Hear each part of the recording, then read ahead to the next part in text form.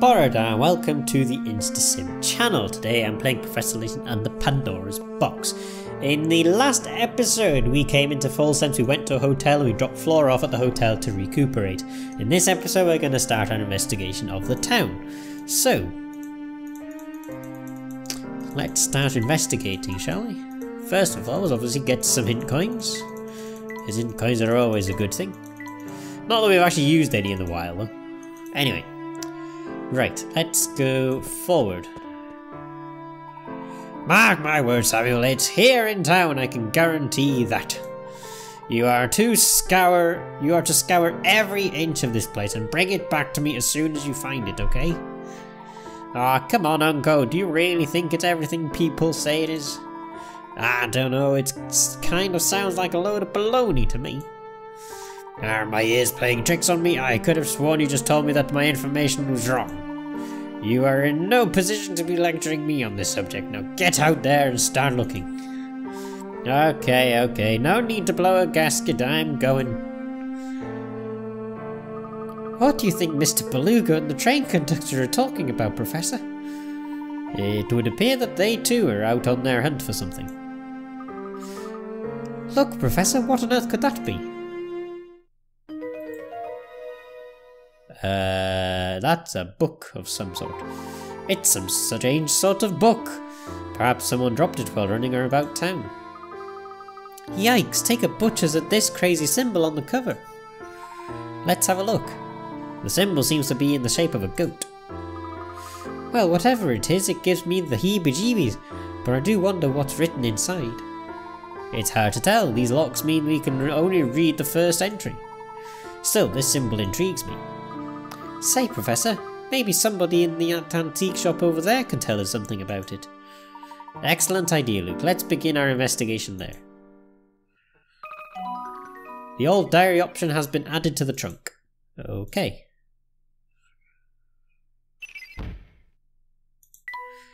Beluga search. Beluga seems to be working Sammy like a dog, sending him all over town in a frantic search for some unknown item. It's unclear why Beluga would set up a secret train line connected to Full Sense, but it's clear this item is very important to him. What could it be? Is he looking for the Elysian box like we are? I have no idea. The Professor and Luke decide to visit the local antique shop. Let's have a look at the diary entry, shall we? I met the most enchanting girl at the ball we held last night. These parties are usually a complete bore, but her presence has changed all that. As the Duke's son, the unfortunate reality is that most people are overly polite and fawning towards me. But this girl was warm and real, and treated me like she did everyone else. It was very refreshing indeed. I do hope to see her again. Okay. Someone's got the crush. Right. Oh, hello. Inspector Chelmy, where did you come from? Took the words right out of my mouth, laddie. Wasn't expecting to see you two in a place like this. After some fieldwork in Dropstone, I was able to deduce that this town and the Elysian box are linked. Dr. Schrader had stockpiled quite the stack of research on the Elysian box. The criminal I'm in pursuit of more likely than not killed the doctor to get his hand on the box. So instead of chasing the man, I decided to chase the box. When I find it, I'll find the culprit. Wow, that's a solid bit of reasoning there. I didn't think Inspector Chelmy was that smart. Hey, did you say something, lad? No, sir, not a word. Good, because I've got no time for idle chit-chat. I've got a murder to catch, and a cart back to London. Come along, Barton, we're leaving. Yes, sir. Okay. Do more of these lights have hint coins in them? Oh, the trash can does.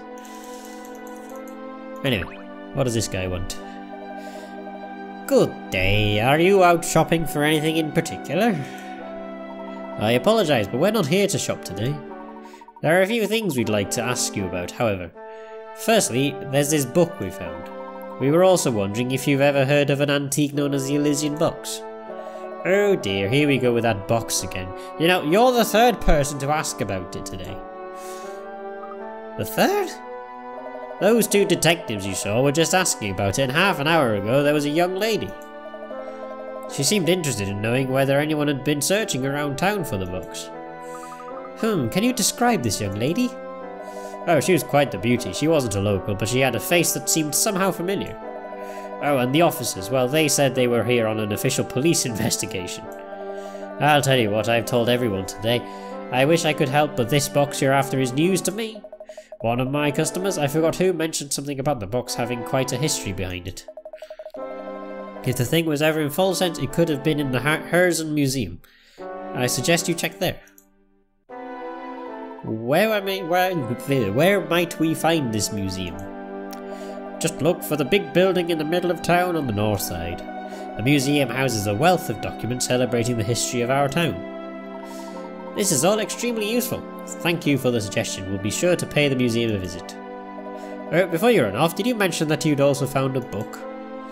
Yes, that's right. Please feel free to take a look at it. Oh, quite an unusual construction for a book of its age. Lovely work and very rare, I'd say. Would you happen to know anything about this symbol on the book's cover? I was just about to comment on how familiar that symbol seems, though it has no significance I'm aware of. I must confess what drew my eye to the book was its locks. Old gadgets of this sort always fascinate me.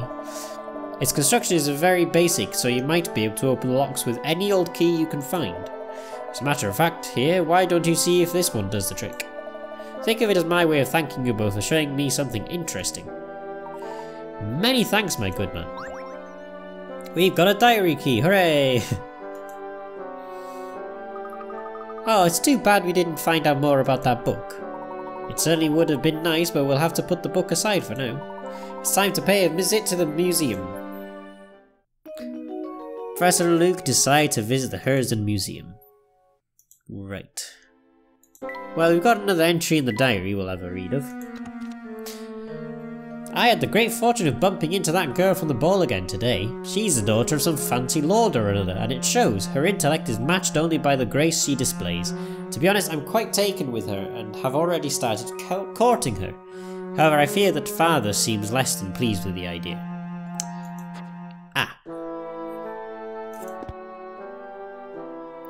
Anyway. I've heard all about you, Missy. I know you've been asking around town about that box. Oh, but I just... And before you say anything, I don't care who your old man is. No one's above the law. In my eyes, anyone out chasing the Elysian box moves to the top of my list of suspects. No, you've got it all wrong. Sir, if you wouldn't mind. What is it, Barton? Can't you see I'm in the middle of something here? Yes, about that, sir. The criminal we seek killed a man to obtain the Elysian box, so the villains should have it already. If the young lady was our culprit, she'd have no need to ask around about the box, in my opinion, sir. Ah, is that so now, Barton? I don't recall ever asking for your analysis of the situation. Terribly sorry, sir. Please forgive my momentary lapse in judgment. I'll just be going now. Barton, get back here this instant, you pilchard. Who? Hey, that's the girl we saw at Dropstone Station. What was her name? Katie? No, that's not it. I believe you're thinking of Mr. Anderson's daughter, Katia.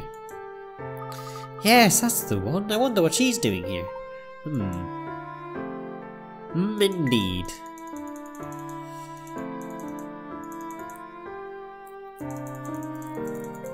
Right.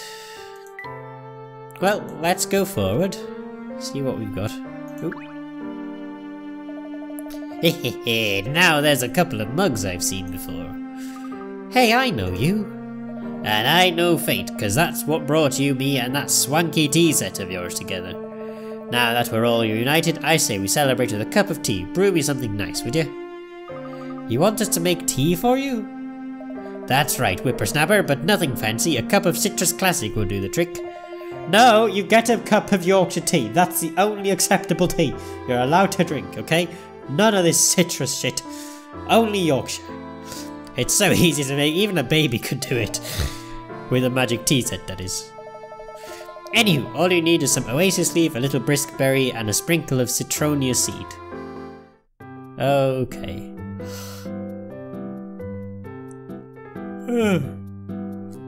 Select a tea, touch serve to serve it. Oh boy.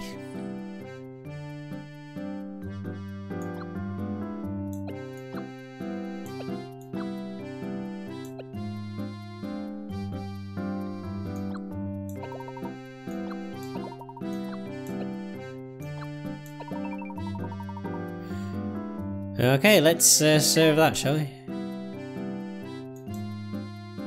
Oasis leaf, brisk berry, and a good pinch of citronia seed. Brisk berry. Oh, right, yeah. 1 pot of tea coming right up. Citrus classic, hooray!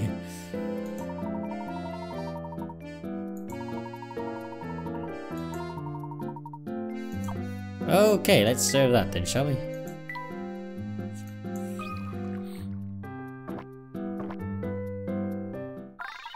Fantabulous! A smile spreads across Stashner's face.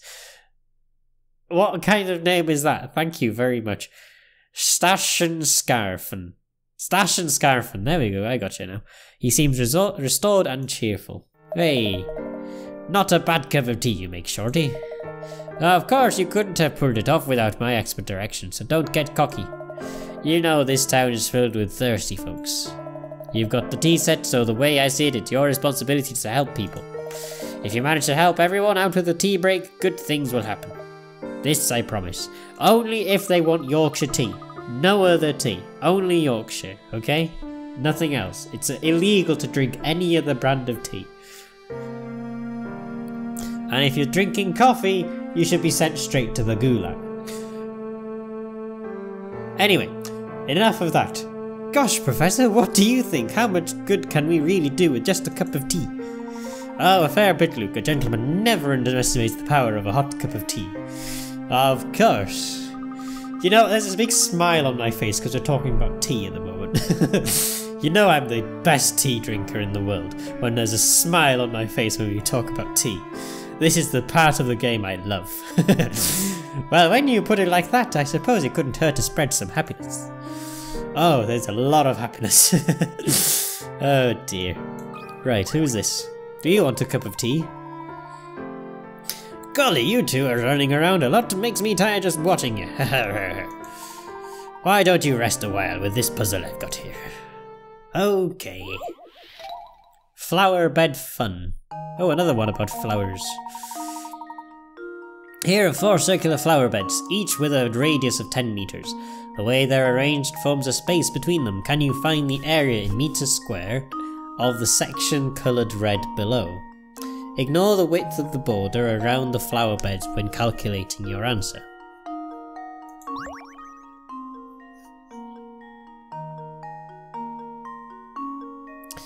Well, there are 4 circular flower beds here, each with a radius of 10 meters. The way they're arranged forms a space between them. Can you find the area in meters squared of the section coloured below?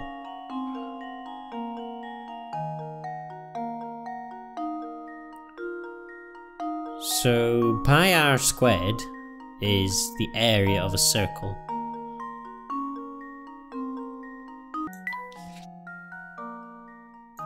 That'll be 10 that'll be 20, that'll be 20. Basically that's 20 meters, like that kind of.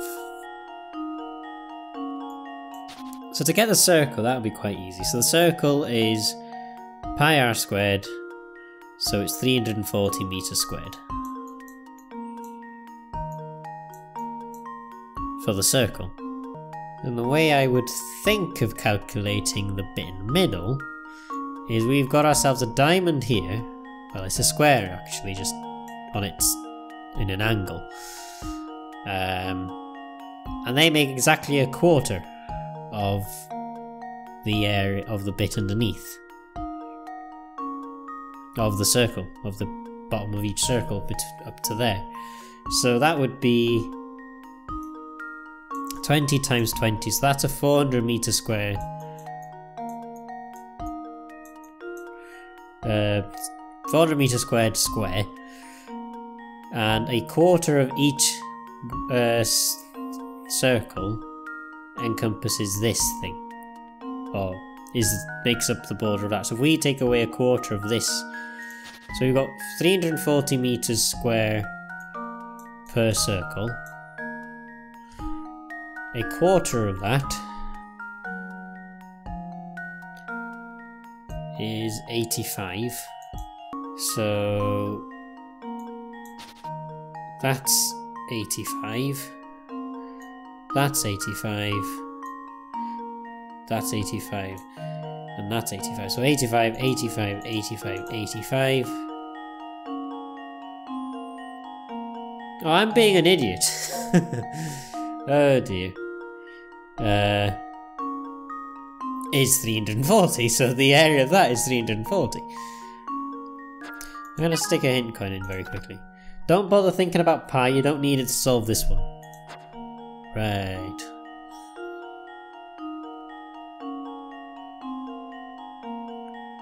Well, that kind of scuppers my idea then, doesn't it? Hint coin number 2. If you draw straight lines between the 4 centre points of each of the flower beds, it makes a square. No, really? I didn't realise it would do that, would I? Yeah, that makes a 400 metre squared. Oh, is it just 400? Hold on.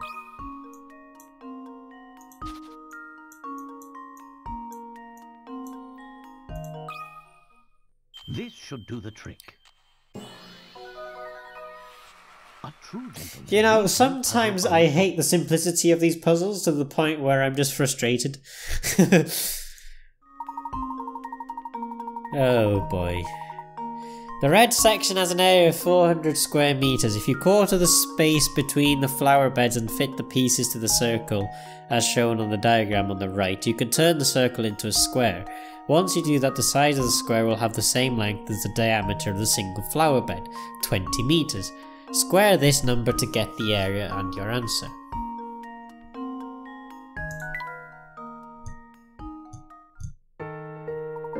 Golly, you ran through that puzzle so fast it made my head spin.